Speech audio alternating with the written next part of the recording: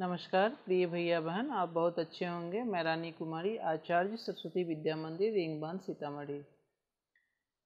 कक्षा 10वीं के इतिहास के प्रथम कालांश में हम लोग राष्ट्रवाद पर चर्चा किए थे। आइए उसी क्रम में हम लोग इसी का पार्ट 2 वीडियो देखते हैं। फर्स्ट कालांश में हम लोगों ने विषय सूची पर भी थोड़ा सा ध्यान दिया था। विषय सूची इस प्रकार से है, यह चारों चैप्टर इस बार पढ़नी है, इस पर हम लोगों ने चर्चा किया था। पुनः हम लोगों ने राष्ट्रवाद पर चर्चा किया था। इस साल जो हमको चैप्टर पढ़ना है, जो इसकी हमने शुरुआत किया था पिछले वीडियो में, वह था भारत में राष्ट्रवाद। अब हम लोग आगे इस पर थोड़ी सी चर्चा करेंगे। राष्ट्रवाद क्या, राष्ट्रवाद के भारत में राष्ट्रवाद के कारण, भारत में राष्ट्रवाद किस तरह से फैला, इससे पहले भारत के लोगों में किस तरह का विचार था, और राष्ट्रवाद को फैलने में राष्ट्रवाद को का विचार भारत के लोगों में कब आया और किस प्रकार से आया। तो इसको हम लोगों ने 4 भागों में बांटा था। पहला राजनीतिक कारण, दूसरा आर्थिक कारण, तीसरा सामाजिक कारण और चौथा सांस्कृतिक कारण। 4 भागों में इस पर हम लोगों ने चर्चा किया था। और अब राष्ट्रवाद के इसी विचार को आगे बढ़ाते हुए हम देखते हैं कि महात्मा गांधी का इसमें क्या योगदान रहा है।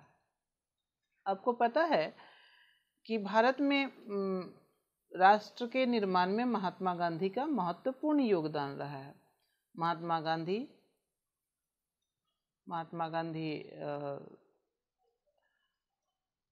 दक्षिण अफ्रीका गए थे। गुजरात के एक व्यवसायी का केस लड़ने के लिए वे दक्षिण अफ्रीका गए थे, और दक्षिण अफ्रीका में उन्होंने रंग भेद की जो स्थिति देखी थी, गोरे और काले के बीच में जो वहाँ भेदभाव था, गोरे लोगों को सारी सुविधा प्राप्त थी और काले लोगों को वहाँ किसी भी तरह की कोई सुविधा नहीं थी। तो वहाँ उन्होंने सत्याग्रह आंदोलन चलाया था। तो इस सत्याग्रह को जानने से पहले महात्मा गांधी वहाँ से लौटकर जब भारत में आए तो यहाँ भी सत्याग्रह चलाए। इसको जानने से पहले हम चैप्टर का पहला पॉइंट देखते हैं, जिसका नाम है पहला विश्व युद्ध, खिलाफत और असहयोग। तो हम लोग अभी सबसे पहले प्रथम विश्व युद्ध पर चर्चा करेंगे। किस पर चर्चा करेंगे?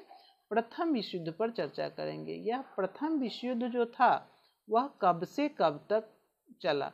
प्रथम विश्व युद्ध 1914 से लेकर 1918 तक चला। यह भारत में नहीं चला, यह भारत का इस युद्ध से कोई लेना देना नहीं था, लेकिन भारत में औपनिवेशिक शासन थी। क्या थी? औपनिवेशिक शासन थी, अर्थात अंग्रेजों की शासन थी। और इस अंग्रेजों के शासन के चलते, क्योंकि इसमें इंग्लैंड इसमें था, भारत पर इंग्लैंड का शासन था, और इंग्लैंड के चलते भारत के लोगों को काफी इस परेशानी हो रही थी। सबसे पहली बात कि प्रथम विश्व युद्ध जो थी वह भारत में एक नई आर्थिक और राजनीतिक स्थिति पैदा कर दी थी। भारत में प्रथम विश्व युद्ध एक नई राजनीतिक और आर्थिक स्थिति पैदा कर दी थी। इसके कारण रक्षा व्यय में भारी इजाफा हुआ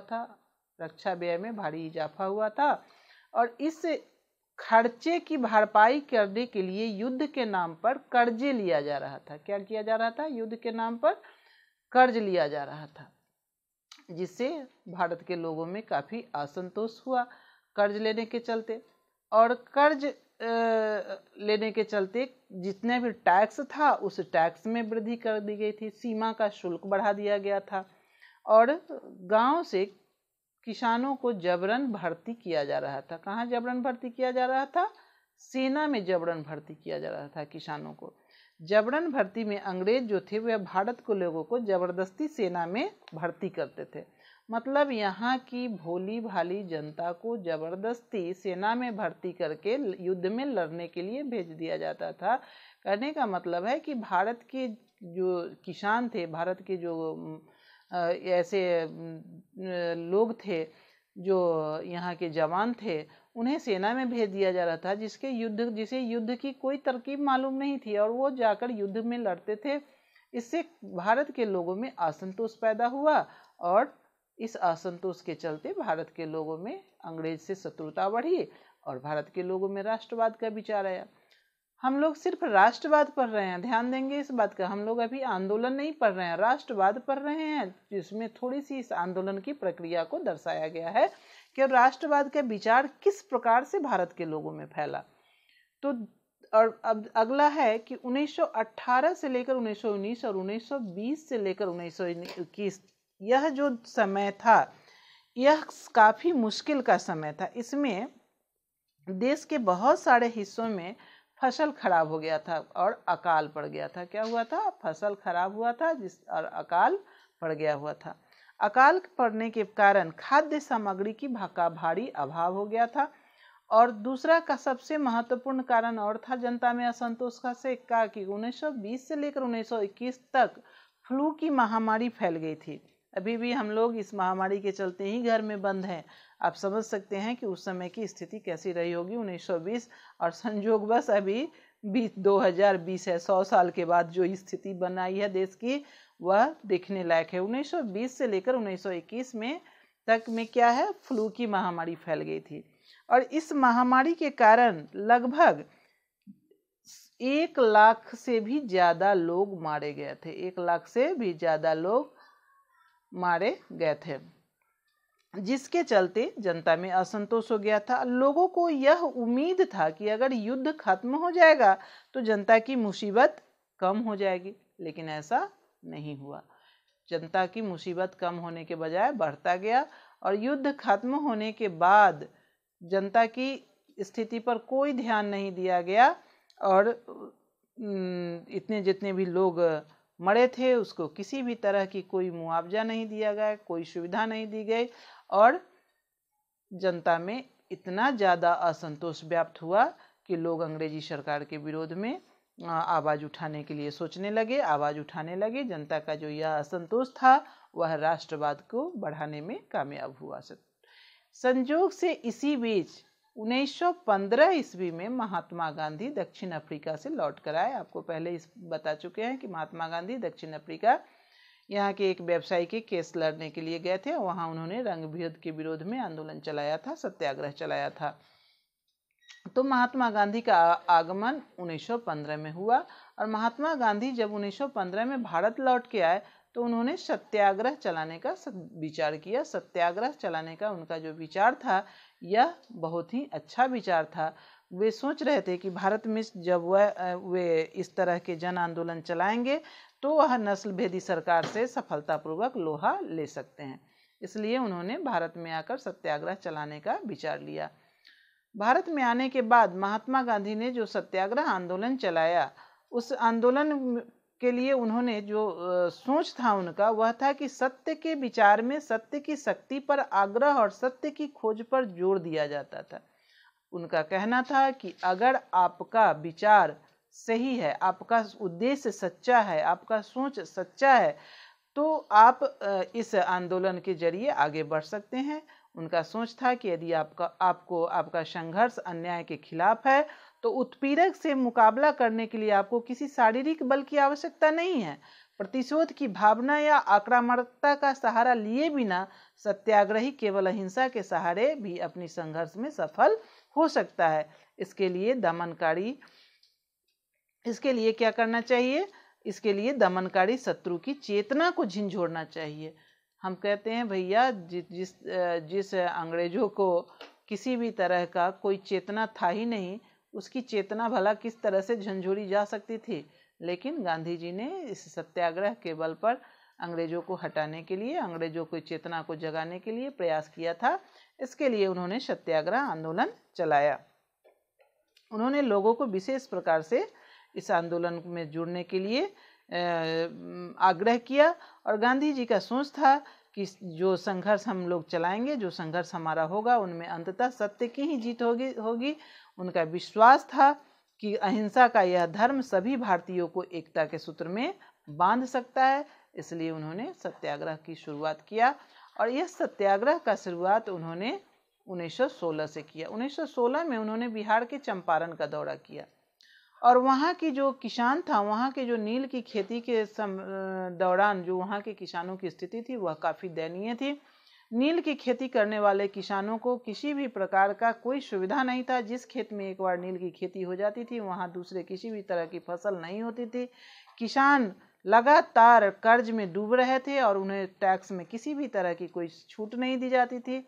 इस तरह से किसान की स्थिति में सुधार करने के लिए महात्मा गांधी ने बिहार के चंपारण का दौरा किया और वहां से उन्होंने आंदोलन चलाना शुरू किया। 1917 में महात्मा गांधी गुजरात के खेरे जिले के किसान के बीच में आंदोलन शुरू किया। गुजरात के खेरा जिले में किसान की जो स्थिति थी, वहाँ किसान को बहुत प्रकार से परेशानी थी। किसान को वहाँ गुजरात के खेरा जिले के किसानों की मदद के लिए सत्याग्रह का जब आयोजन किया गया तो वहाँ देखा गया कि फसल खराब होने के कारण, प्लेग की महामारी के कारण खेरा जिले के किसान जो थे वह लगान चुकाने की हालत में नहीं थे। लेकिन अंग्रेज उनको लगान माफ करने के लिए तैयार नहीं था। वे चाहते थे कि लगान में ढील दिया जाए। कौन चाहते थे? वहाँ के खेरा के किसान चाहते थे कि किसी भी तरह से लगान से हमें छुटकारा मिले या उसमें थोड़ा सा ढिलाई भी किया जाए ताकि हमारी स्थिति में सुधार हो सके। लेकिन अंग्रेज इसको मानने के लिए तैयार नहीं थे। तो महात्मा गांधी इस तरह से खेरा जिले के किसानों के लिए सत्याग्रह आंदोलन चलाए ताकि वहाँ के किसानों की स्थिति में सुधार हो सके। दूसरा आंदोलन उन्होंने 1917 में गुजरात के खेरे जिले से चलाया। फिर 1918 ईस्वी में महात्मा गांधी ने अहमदाबाद के सूती मिल मजदूरों के बीच में सत्याग्रह चलाया। सूती का मिल मजदूर जो थे उनकी भी स्थिति बहुत दयनीय थी। न उनके काम की गारंटी थी, न उनकी समय की गारंटी थी, न उनके स्वास्थ्य की गारंटी थी। काम लगातार लिया जाता था लेकिन उन्हें किसी भी तरह की कोई सुविधा प्राप्त नहीं थी। अतः महात्मा गांधी वहां जाकर सूती कपड़ा कारखाने के मजदूरों के बीच में आंदोलन शुरू किए। इस तरह से महात्मा गांधी के द्वारा सत्याग्रह चलाया गया। महात्मा गांधी का जो सत्याग्रह पर विचार था वह था कि निष्क्रिय प्रतिरोध दुर्बलों का हथियार है। उन्होंने कहा था कि निष्क्रिय जो प्रतिरोध है वह दुर्बलों का हथियार है। सत्याग्रह शारीरिक बल नहीं है। सत्याग्रही अपने शत्रु को कष्ट नहीं पहुंचाता, वह अपने शत्रु का विनाश नहीं चाहता। सत्याग्रह के प्रयोग में दुर्भावना के लिए कोई स्थान नहीं है। सत्याग्रह तो शुद्ध आत्मबल है। इस तरह से उन्होंने महात्मा गांधी ने सत्याग्रह को चलाने में सत्याग्रह आंदोलन शुरू किया और भारत के लोगों को एकता में के सूत्र में बांधने का सबसे बड़ा उन्होंने यह निश्चय किया। और इस तरह से भारत के लोग महात्मा गांधी के जो यह आंदोलन था उसमें विश्वास कर राष्ट्रीय चेतना को जगाया महात्मा गांधी ने।